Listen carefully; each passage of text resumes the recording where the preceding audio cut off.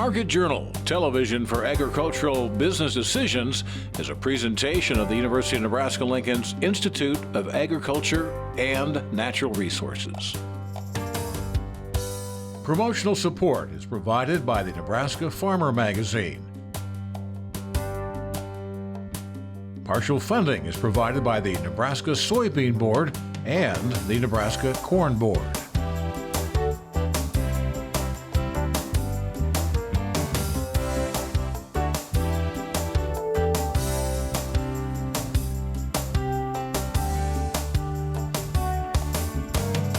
Thanks so much for joining us here on another episode of Market Journal. I'm Bryce Duskett. Planters are rolling across the state of Nebraska. Warm temperatures this past week brought many tractors and planters into the field. We join you today from southeast Nebraska as corn is going into the ground here. As Bill Boyer has pointed out, almost all of Nebraska is in some sort of drought situation. Where we stand today is classified as a severe drought category. The dry conditions are making for some good planting weather, but rain would certainly be welcome. We got started planting corn on Monday, April 10th. Conditions are really nice. The ground is mellow, relatively warm. I think our soil temperatures are around 50, so conditions are really good. Conditions are good, but the ground remains dry. Near Panama in southeast Nebraska, moisture has been hard to come by. Yeah, we ended 2022 right at 10 inches below normal, and we ended a very dry year. Crops suffered quite a bit. We're hoping for some recharge over the winter, but going into 23, we should be about 4 inches of moisture in 23 so far. And according to our rainfall accumulators, we're at about 2 inches on the year. And it doesn't sound bad, 2 inches, but a lot of that was a quarter inch at a time, which evaporates before it does much good. Our top foot of soil actually has some decent moisture, it feels like, in it, but you get below that and there's really nothing at all. Modern farming practices such as no-till do help when it comes to soil moisture. I think the no-till is really a big helper because it feels like every time you work the ground you're going to lose maybe a half inch of moisture. So if we can conserve everything, it's going to be a benefit to us. As for the planting season, it is off to the races as most producers in the region did begin planting over the past week. Well, we'll plant corn for probably a couple weeks here. We're not in any big hurry. Kind of want to space it out a little bit, not put all your eggs in one basket. If we can get started on beans by late April, that'll be a good thing. Obviously, everyone is hopeful for some rain to help out this year's crop. Coming up on today's show, Lee Schulz from Iowa State will join us as we look at the hog markets. And on the topic of rain, Bill Boyer will join us to share the latest when it comes to weather. We'll get to those stories coming up in a moment, but first. The 108th Nebraska legislature is currently in session. During this legislative session, there are numerous bills and amendments being discussed that may be of interest to ag producers. These measures address concerns around ag lease termination deadlines, amendments to the Right to Farm Act, and the Ag Weather Station funding in Nebraska. First, LB 591, which is the unwritten agricultural lease termination notice deadline. Currently, Nebraska court cases indicate that oral or unwritten leases of cropland can be terminated by 6 months' notice prior to the beginning of the next lease year. LB 591 would change the deadline from September 1st to January 1st, reducing the lease termination notice from 6 months to just 3. If you have a handshake lease, agricultural lease, then the deadline to terminate the lease is September 1st. And if the lease isn't terminated, then it starts on the subsequent March 1st. And the 591, it would change the date of the termination deadline from September 1st to January 1st. The disadvantage of that proposal is that the rule that we have now would be gives the tenant 6 months. So everybody has, 6 months to make new arrangements if new arrangements need to be made. And I just last night downloaded the public hearing testimony for 591 and noticed that all the major ag groups testified against the bill. I didn't see the stock growers in there, but corn growers, Farm Bureau, Farmers Union, so on, all testified against it. They said it's too big a change. It's kind of the things, if it ain't broke, don't fix it. And finally, the Nebraska Mesonet system has endured some funding challenges. The Mesonet system is a real-time statewide weather station network with operating systems in about half of the counties in Nebraska. LB 401 seeks to mitigate those difficulties and reinforce the Mesonet system by providing funding to ensure there's at least one in each county in order to provide greater and more accurate coverage. Nebraska was, I believe, the very first state to establish a Mesonet system. Now, the states that have, sort of copied Nebraska's system have really enhanced those systems so that they provide a lot more services. There are system enhancements that could be needed that could be very useful.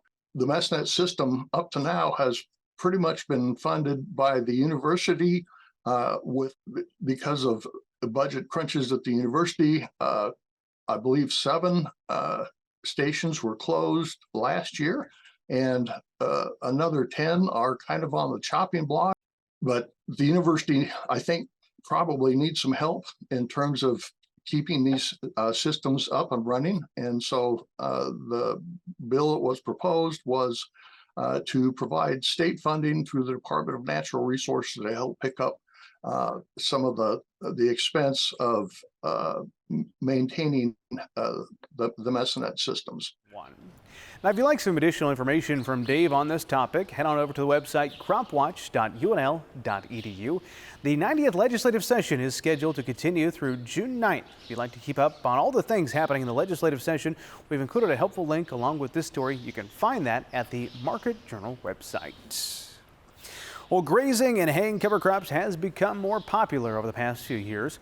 When it comes to grazing cover crops as forage, there are 2 options on what to plant: annual or perennial. We caught up with Extension educator Brad Schick to discuss what should go into planning for turning livestock out to graze either of these 2 types of cover crops. Market Journal's Bill Dodd brings us this story. Earlier this year, Nebraska Extension held its annual cover crop grazing conference at the Eastern Nebraska Research and Extension Center near Meade, Nebraska. This expo sought to help first-time and experienced farmers looking to fine-tune their cover crop grazing management utilizing cover crops as an alternative forage source. Speaker Brad Schick was on hand to discuss grazing perennial and annual forages. The biggest take-home message from Brad at this expo was that everything falls back on the plan you have in place. We need to plan with our goals in mind. Come up with a plan, a goal, and work off that. And if we have a good plan in place, we can deviate from that because inevitably things aren't going to go perfectly. So, it all starts with our goals, right? So we want to know what the end point is. That determines when we plant, what we plant, how we graze, what we graze, class of livestock. When we talk about annuals, we want to know that perfect planting date. When we want to know perennials, we want to know that perfect grazing time. If it's thinking about water, this year if you're dry land, it's not real great. If you have irrigation, if you're limited, it changes how we do stuff. It can change our goals, but if we have a plan in place, we can better adapt to those changes. Aside from planning what and when you'll want to plant for your operation, another thing you'll want to keep in mind are the needs of the particular livestock you plan on turning out to graze. Right. So, if we're talking about an annual system and what we're planting, whether that's a fall grazing, we want to do oats or turnips, maybe we're talking about a spring grazing where we want to plant rye after silage or something like that. We want to know what the quality of that is. So if we're really high energy, high protein, we may want to put our yearlings or calves we weaned out on that. Whereas if we have a dry cow, we don't need the highest quality. Now later in the trimester, we may want that to increase that body condition score. So it's all about meeting the needs of our animal with the resources we have. The cost of grazing forages can vary greatly depending on whether you opt for planting perennial or annual crops. However, when planning out what forages you'll want your livestock to graze on, another key variable in this equation are your input costs. There's inputs to basically nothing to really enhancing it. Some people fertilize them to try to get more, if they're maybe more of a cattle-centric mentality.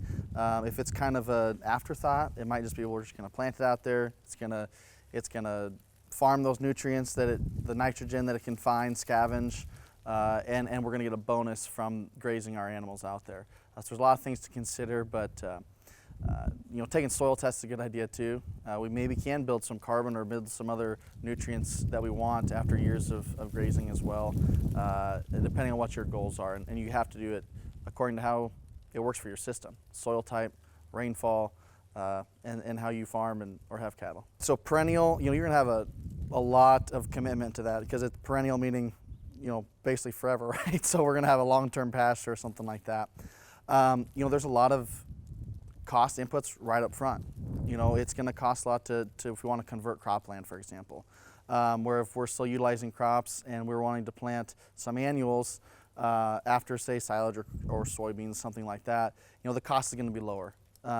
You're not going to be able to get as much of the grazing off of that, obviously, and so that's a different system.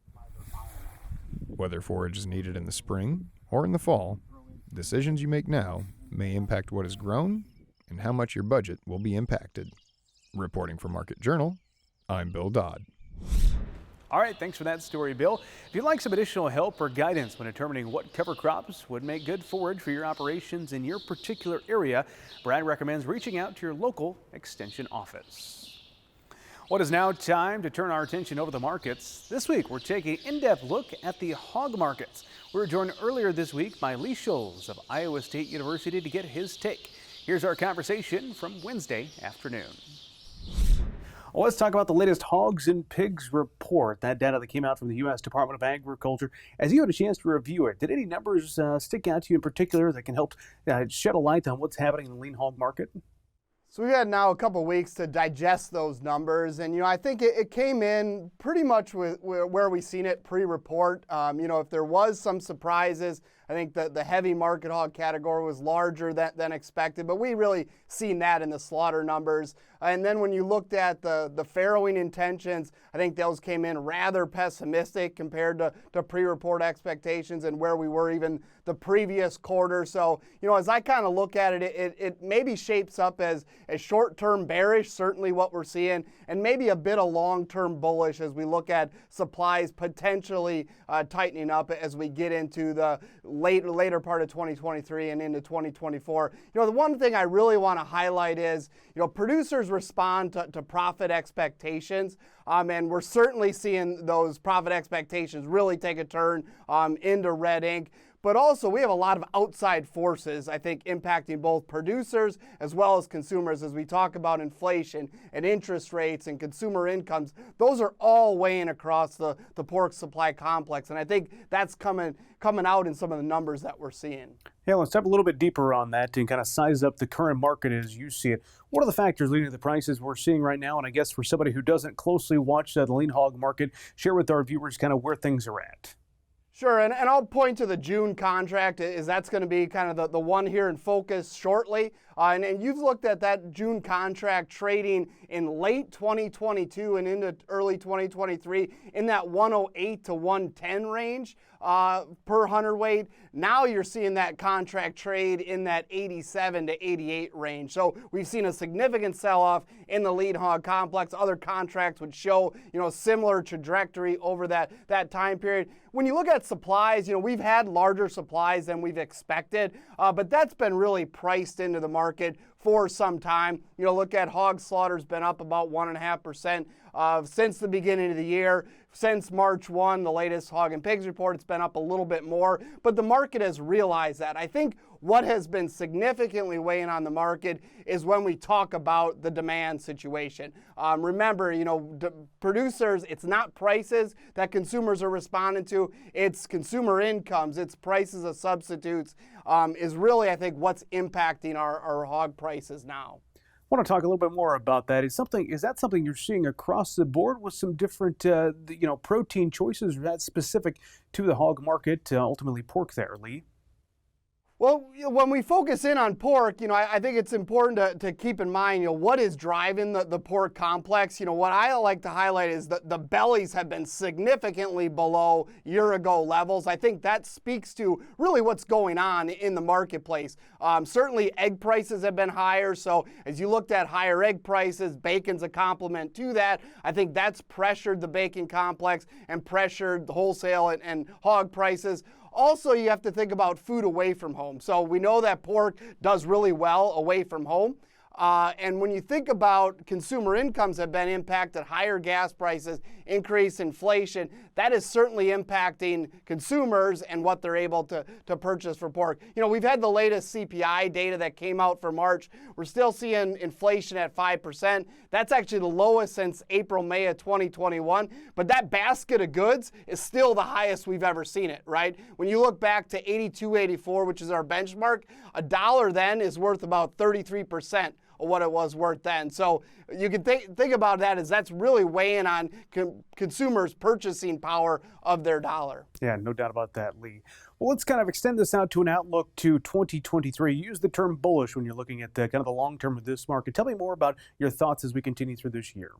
Yeah, so when you look at 2023, these could be the fourth highest prices ever still for hogs. And, that may be a little bit bullish when you think about that. But when you pair that against costs, this is going to be some of the worst returns that we've seen producers have. You have to go back to 2009 or maybe even 10 years before that when we look at how much red ink we've seen in the pork industry. So I think that points to the really high cost of production. My model suggests we're about $1 per pound on cost of production for a farrow to finish operation. That's 50% higher than we've seen in 2020. So those are notable levels really weighing on those returns of producers. But if we do start to see the market, I think, squeeze up a bit as far as inventories and production, that gives me a little bit stronger story as we get into 2024 and maybe a bit of a rebound in prices. It's going to do a deep dive here on this market. Lee, we sure appreciate the time here on Market Journal. Thanks for having me. Thanks to Lee for his time this week. As a reminder, we post all of our Market Analyst segments as a standalone video on our YouTube page. Be sure to subscribe to Market Journal on YouTube if you've not done so already. Well, let's check in now with weather with Market Journal weather analyst Bill Boyer. Well, Bill, it was warm and windy most of this past week. I mentioned we continue to need rain all across the region, so tell us, how are things looking on that front as we turn to the week ahead? Well, that's absolutely right, Bryce. We do need the moisture, and after a warm, windy week, we've seen a bit of a cool down here as we've ended the week, and we need some help, though. We've still got quite a few areas here in the central part of the country where we need the moisture, still have those exceptional drought conditions in portions of east central Nebraska into northeast Nebraska, and we also have some of the extreme drought conditions scattered around as well, but you'll notice these areas and the moisture has not been distributed equally. We have some areas here in the north, especially Valentine, over to Chadron, those areas almost an inch above normal year to date on precip, but you go just south a little bit, Alliance an inch and a quarter short of normal. Pretty close there in the Sidney and Scottsbluff area over towards North Platte, Imperial as well, about normal. Above normal by about 2/3 of an inch in McCook, Broken Bow, a little above normal. Head to the east, Hastings, Grand Island, those are about normal. Norfolk, though, about a 1/2 inch below normal, 1/3 of an inch below in Sioux City.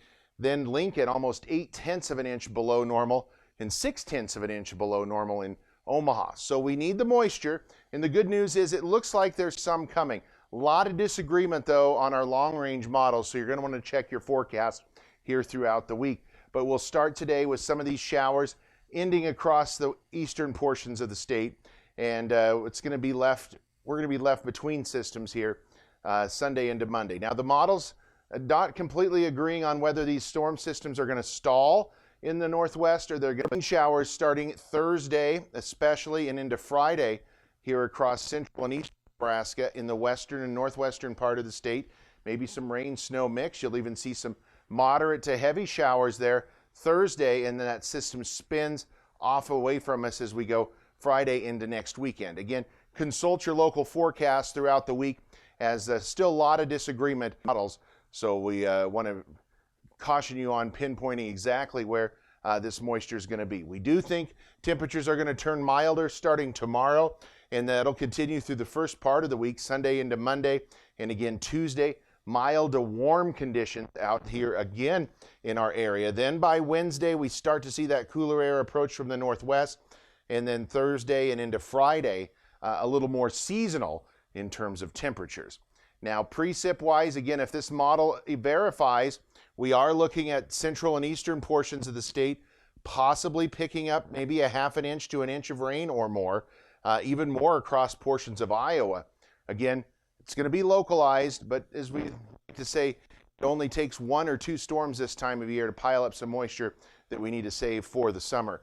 As far as the longer range forecast, 8 to 14 day outlook, temps above normal here in southern portions of the area, and precip about normal. So it looks like we're going to have to take our chances of rain whenever we can get them, Bryce. All right, thank you very much for that update, Bill. Finally today, mare's tail is a common weed here in Nebraska, and it's estimated to be growing on over 2 million acres in the eastern portion of the state alone. To make matters worse, glyphosate-resistant mare's tail is spreading. There are certain options, though, to nip this in the bud before planting even begins if you've not done so already. We recently caught up with an extension weed management specialist to get his input on effectively managing these weeds. Market Journal's Mike Straub has this story. Winter annual weeds are taking advantage of the recent warm temperatures to resume growth and development, making this an ideal time to scout for mare's tail. Many mare's tail populations in Nebraska have evolved resistance to glyphosate and ALS inhibitors. If not managed soon, post-emergent control can be very challenging, especially in soybean fields. Mare's tail is a broadleaf weed, which is a significant weed problem in the state of Nebraska, particularly in eastern Nebraska. Mare's tail can emerge in the fall, means if you go to the ground, which was harvested last year in corn and soybean, mare's tail will start emerging, and when you go back to the field, you will see mare's tail might be around 1 or 2 inch tall already by April. And another thing about mare's tail is it can also emerge in early spring, like this is the right time when some new emergence of mare's tail can also happen. A lot of populations of mare's tail has evolved resistant to glyphosate, which is very commonly used burn down herbicide.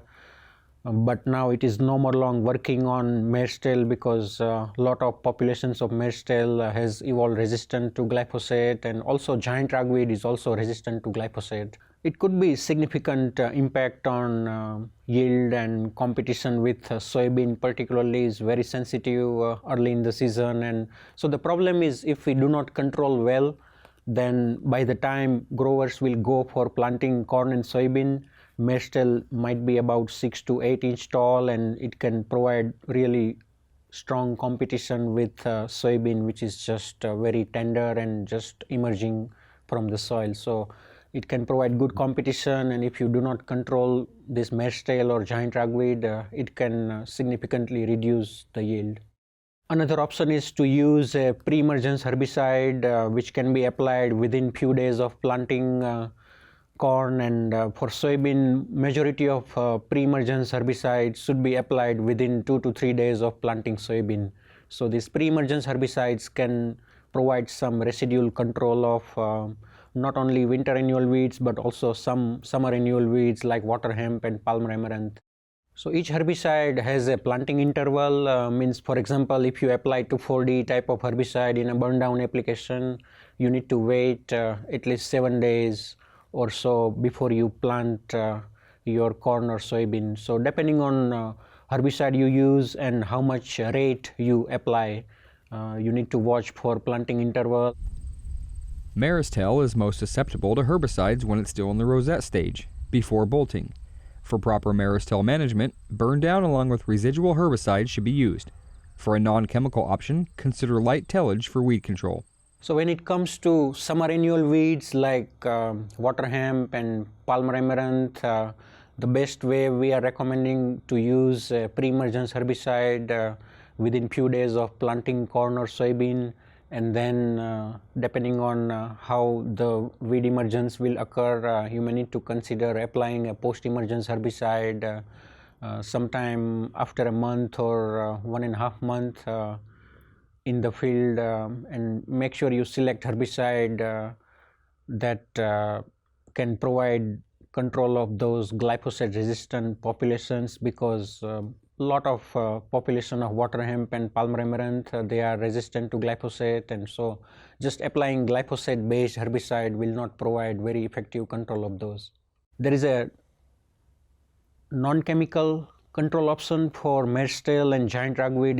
We have done some research, and if you do like light tillage before a week of planting corn or soybean, it can also provide significant control of glyphosate-resistant mare's tail and giant ragweed.